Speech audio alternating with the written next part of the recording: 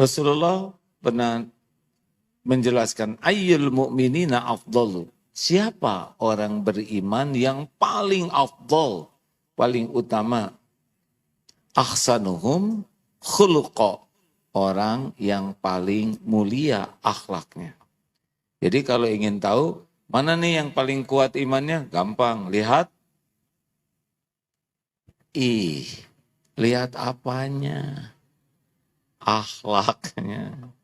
Ini bukan marah hadirin ya, tapi jengkel ya.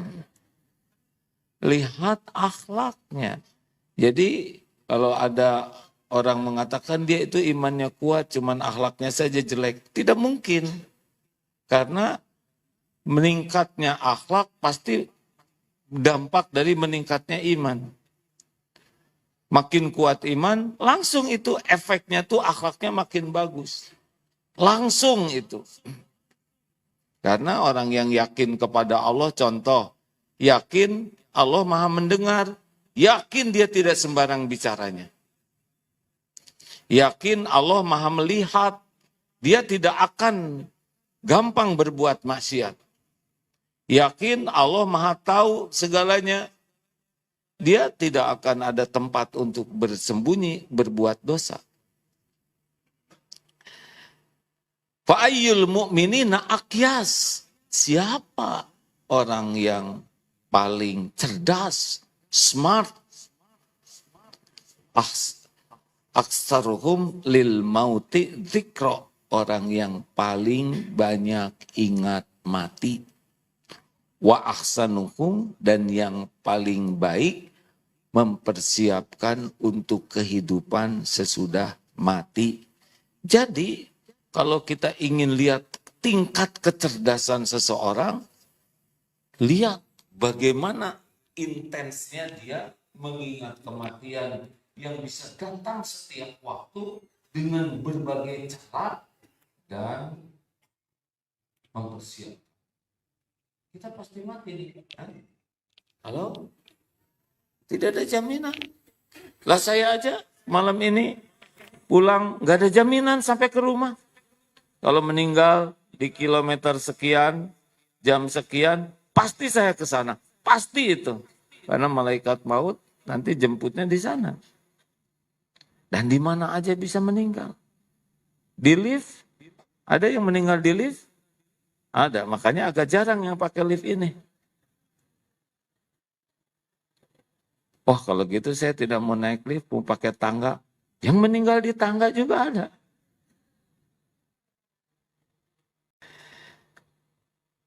Di depan kantor Darut Tauhid Peduli ada pesepeda berhenti dan meninggal di depan kantor bersepeda itu.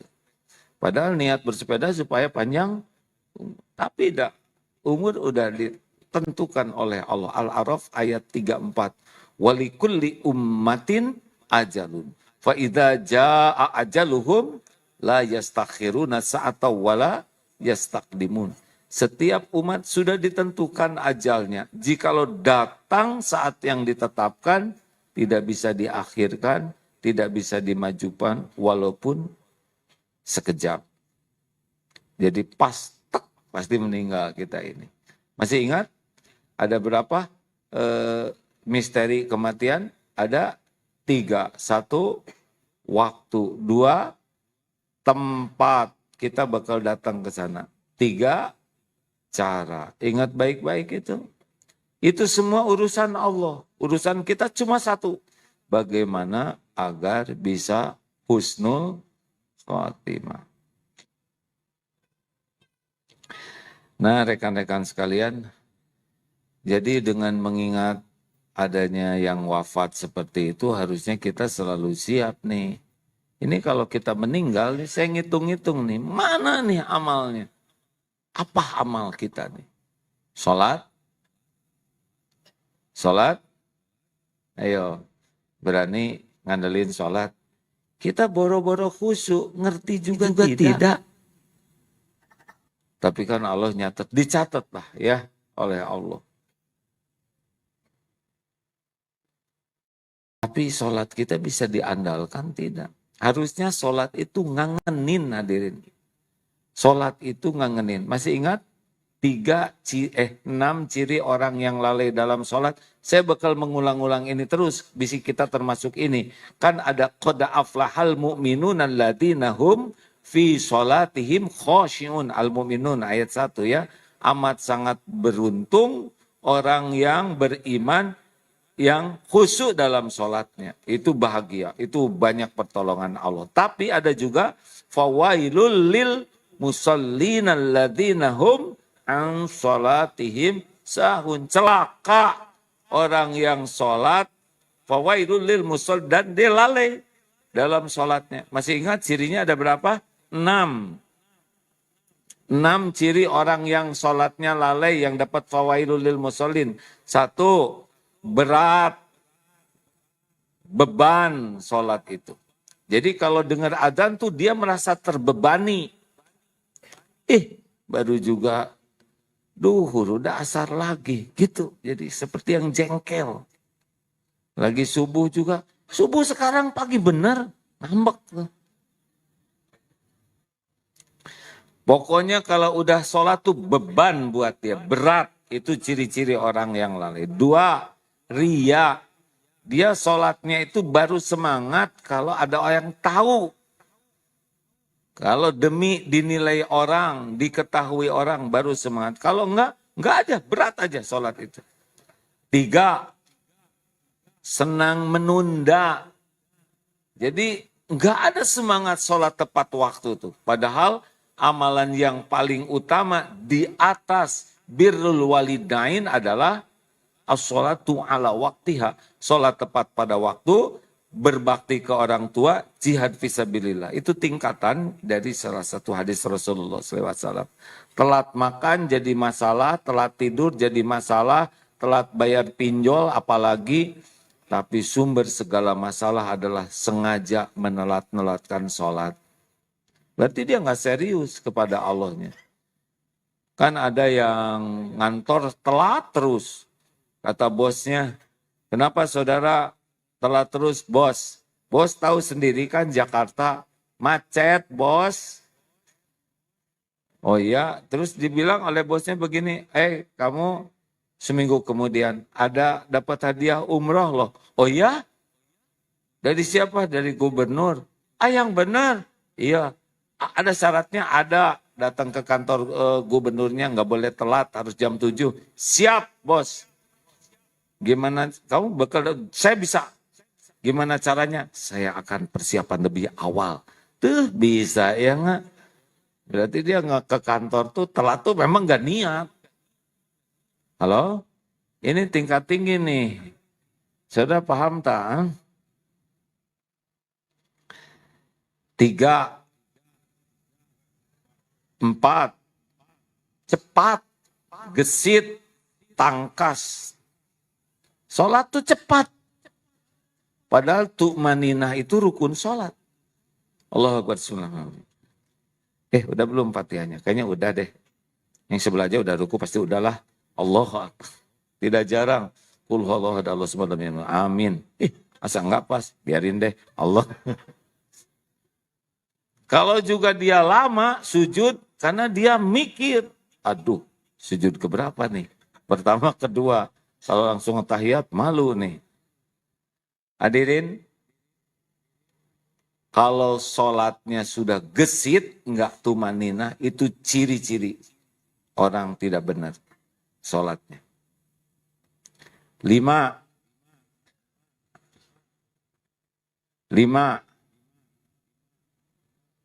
Udah 5 belum? Masih ingat enggak? 1, berat. 2, ria. 3, ditelat-telat. 4, gesit, cepat, tidak tumanina. Ingat ya, tumanina itu salah satu dari rukun sholat. Dan yang kelima adalah sedikit ingat Allahnya. Jadi dalam sholat itu justru segala diingat. Aneh. Yang harusnya wa aqimi sholat lidzikri, dan dirikanlah sholat untuk mengingatku, justru dalam sholat yang gak diingat Allah. Iya Pak, ciri munafik itu, orang munafik itu ingat Allah, tapi sedikit.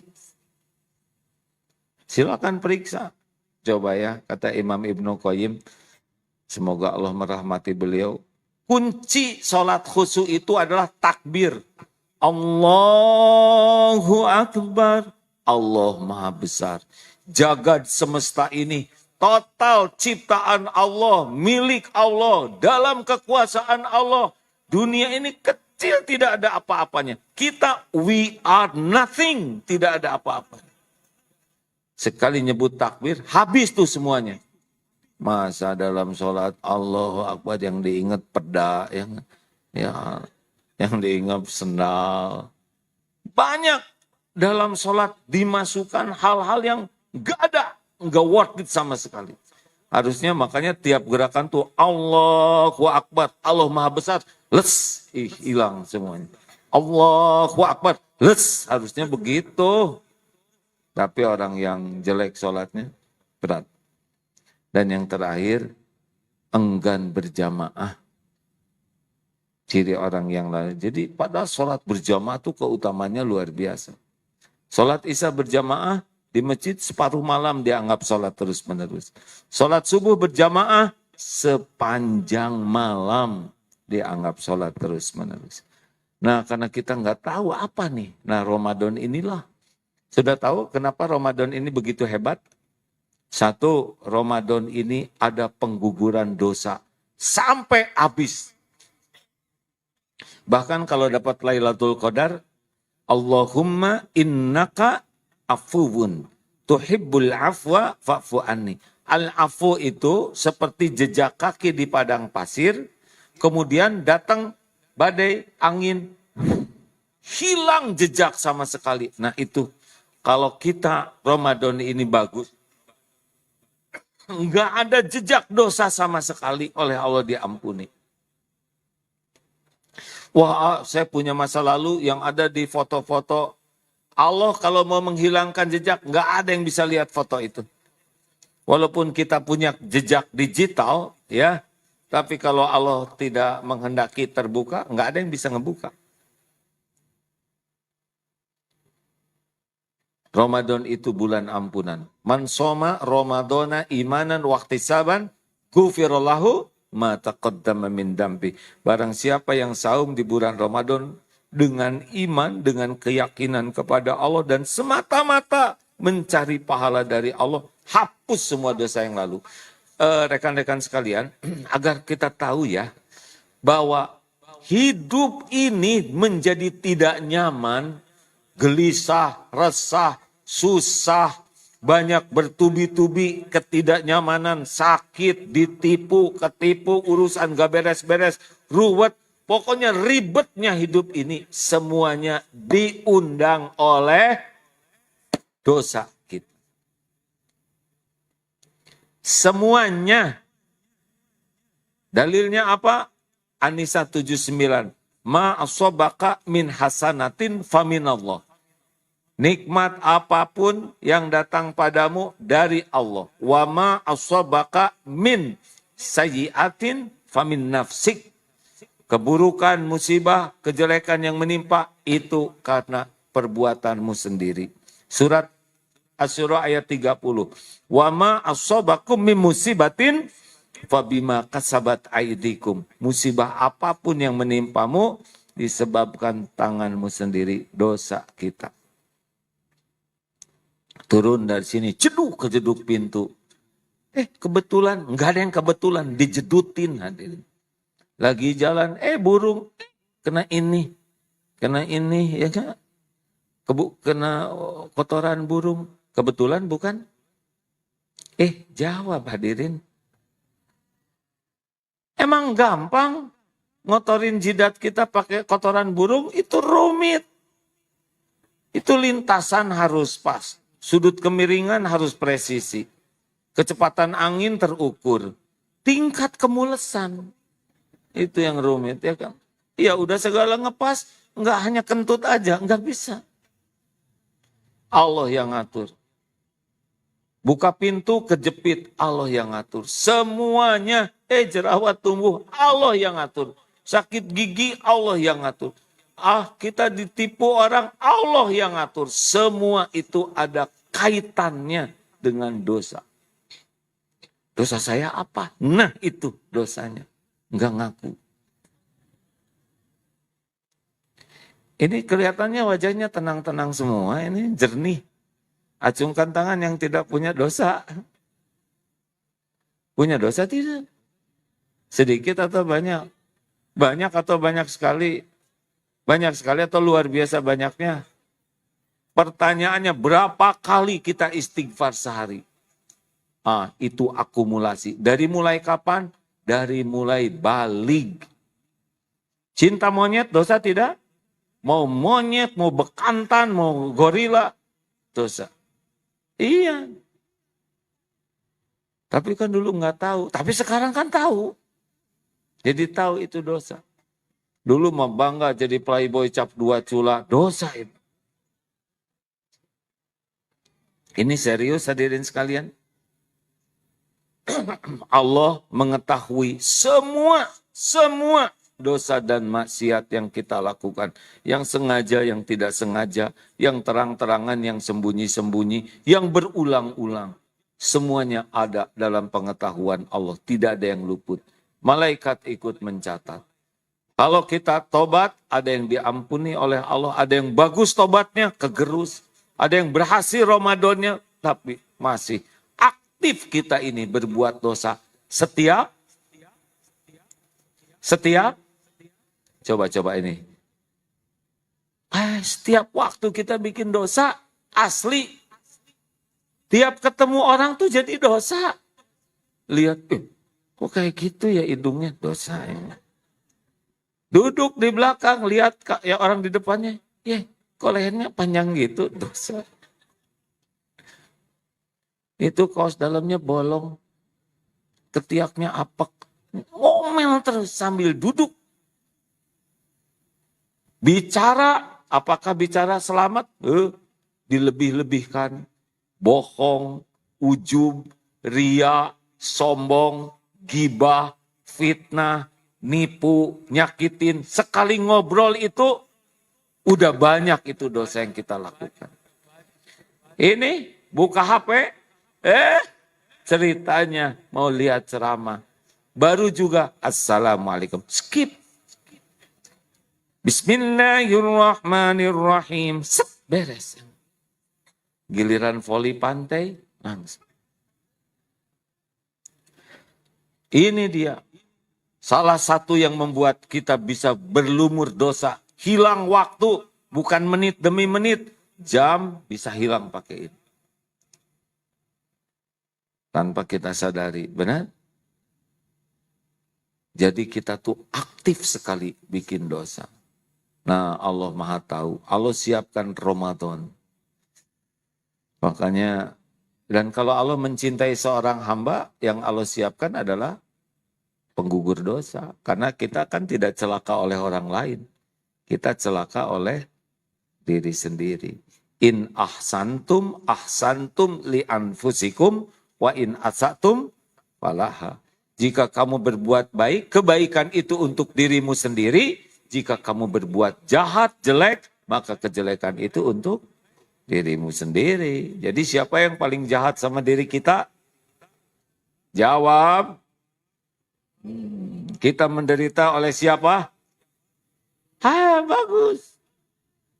Makanya aneh banget bagi kita yang sibuk mencari-cari kesalahan orang lain.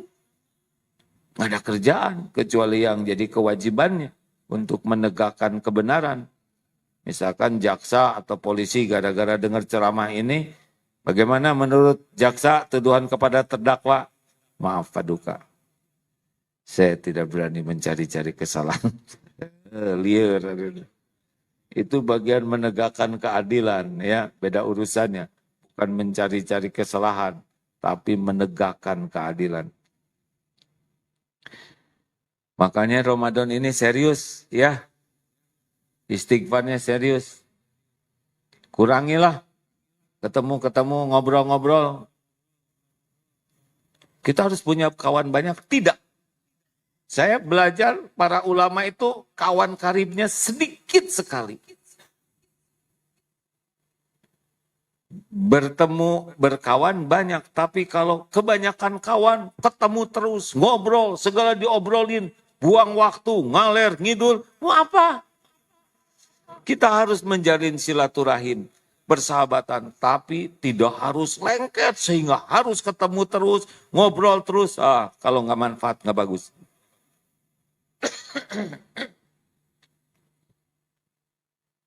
Mikir apa?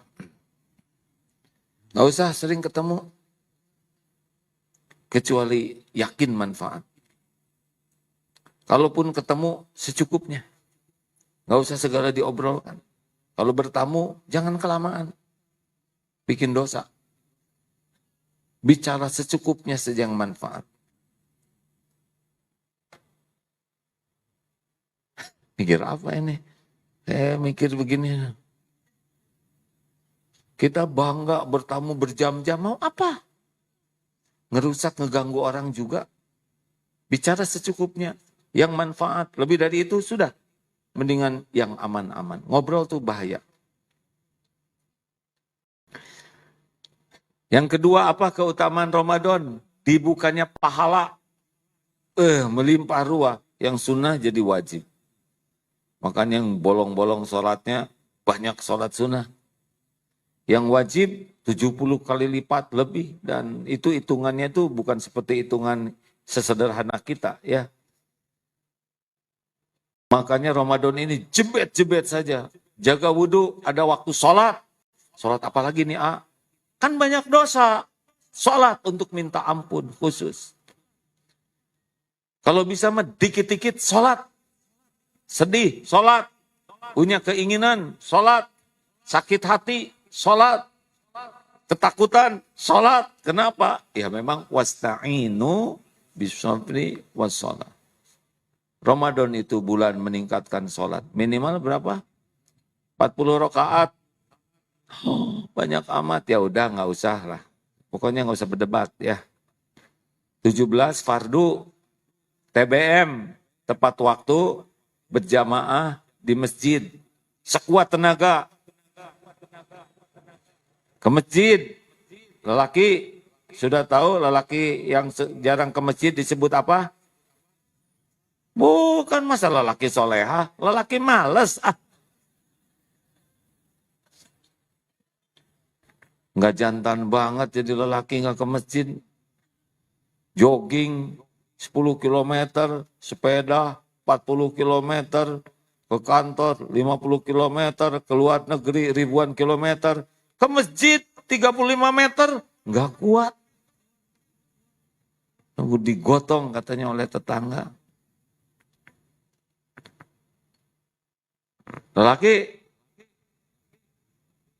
Lelaki yang nggak ke masjid dekat dengan sifat munafik.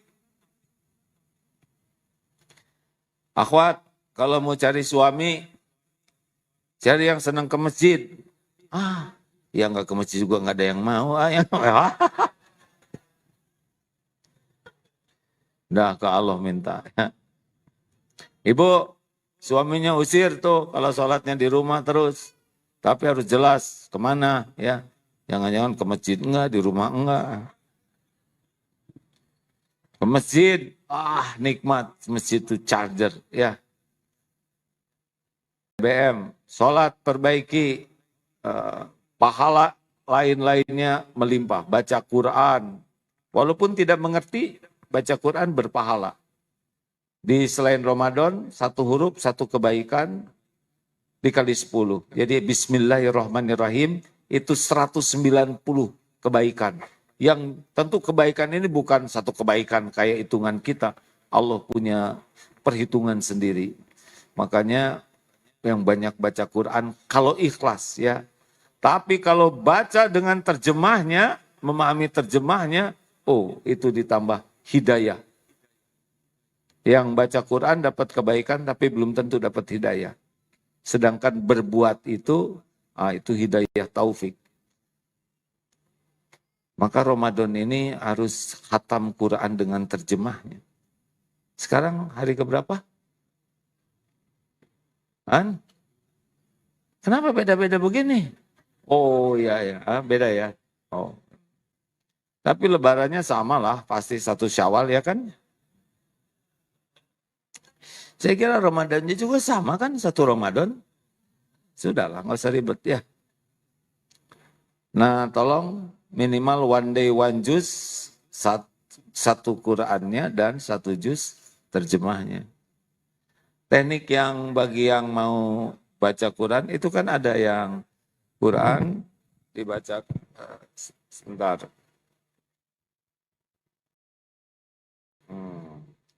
Kan begini kan?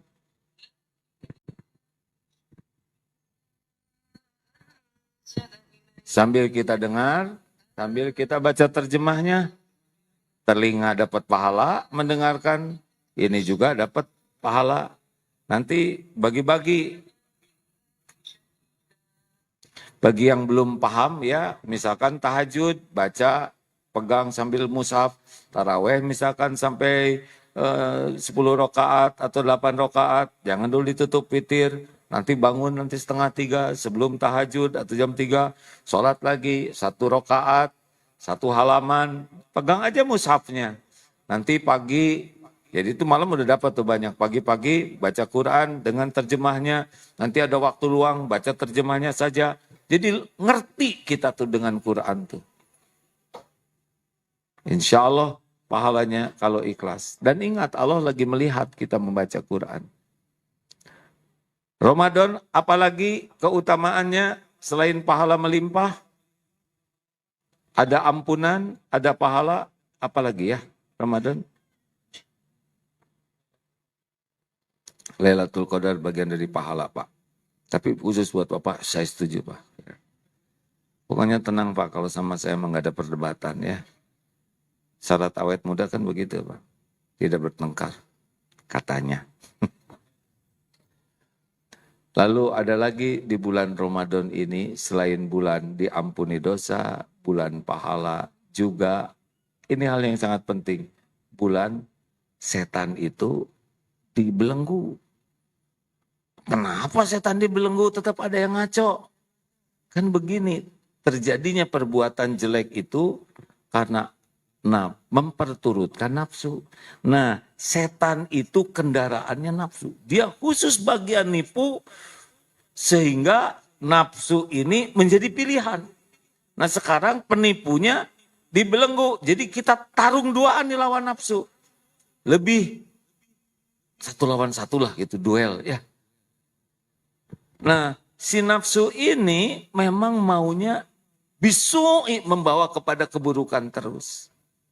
Makanya kalau kita ingin menjadi orang yang soleh, takwa itu kata kuncinya bisa mengendalikan nafsu. Iya kan, sudah pernah dibahas ceramah dulu, kenapa orang rontok itu kan 2 penyebabnya, lemah ilmu agamanya dan lemah jiwanya terhadap nafsu ini. Ingat, kasus-kasus itu pasti di sini masalahnya. Ada nafsu amarah, sampo itu kasus sampo kan, nembak itu karena marah, ya. Sudahlah, kita jangan bicara tentang orang, tentang sampo, ya. Yang berzina kalah oleh syahwat. Yang korupsi kalah oleh tamak terhadap duniawi ini. Betul tidak? Maunya kalah-kalah lah. Termasuk, maaf ya, kolesterol, asam urat, kalah oleh nafsu, ngegiling, ya kan? Saya lagi kerasa nih ini. Duren kemarin. Aduh. Harus berjuang. Tidak. Tapi nyobain kan boleh. Nah, satu aja nanggung. 1 atau 3 ya enggak? Akhirnya 5 hadirin. Sekarang sakit. Samurat kalah Pak pada tukang ceramah ya. Nafsu ini. Mana yang Allah suka? Kita tidur atau tahajud? Mana yang nafsu suka? Tidur atau tahajud? Tuh. Jadi siapa yang sukses, nah ini Ramadan ini penipunya ini, pembisiknya ini dibelenggu. Makanya kalau kita riadoh mengendalikan amarah, riadoh mengendalikan diri dari kekikiran, lawan. Dan caranya nafsu itu juga tidak ribet-ribet amat. Tinggal dilakukan apa yang nafsu tidak suka. Gak mau bangun nih, bangun. Dia kan ngapa-ngapain, nafsu gak akan nyiksa kita. Bangun, kata nafsu, tenang, jarumnya itu di angka 5. Ngepas ya, dipasin angka 12 baru. Gitu kan? Tinggal bangun, doa. Udah doa, wudhu. Pasti wudhunya mau keceplek, sempurnakan, nurut aja. Basuh itu sela-sela kaki, nurut. Pasti wudhu gak mau ngebersihin sela-sela kaki. Nafsu tuh, males. Nafsu tuh males untuk melakukan. Lawan saja. Nanti baca Quran pas tahajud pasti ingin ina atau ina. Keluarkan al-a'la. Pas kita mau waduha, yang pendek aja. Keluarin ar-Rahman. Ya, ar-Rahman. Allahu Akbar. Sama itu lebih pendek.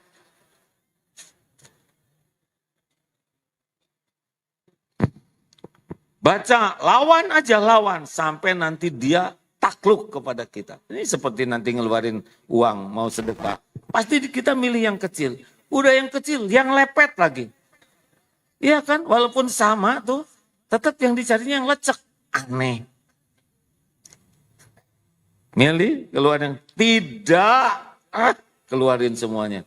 Sok, masukin. Pasti nyesal. Kenapa enggak dari dulu jadi dermawan begini, ya kan? Jebet. Sama, mau sedekah. Nanti pasti ngitung terus, ngitung. Lawan. Enggak apa-apa hadirin. Mumpung si setan, lagi yang tukang tipu kan kita lebih gawat tuh, lebih berat. 281, ya kan? Nah sekarang dia dibelenggu.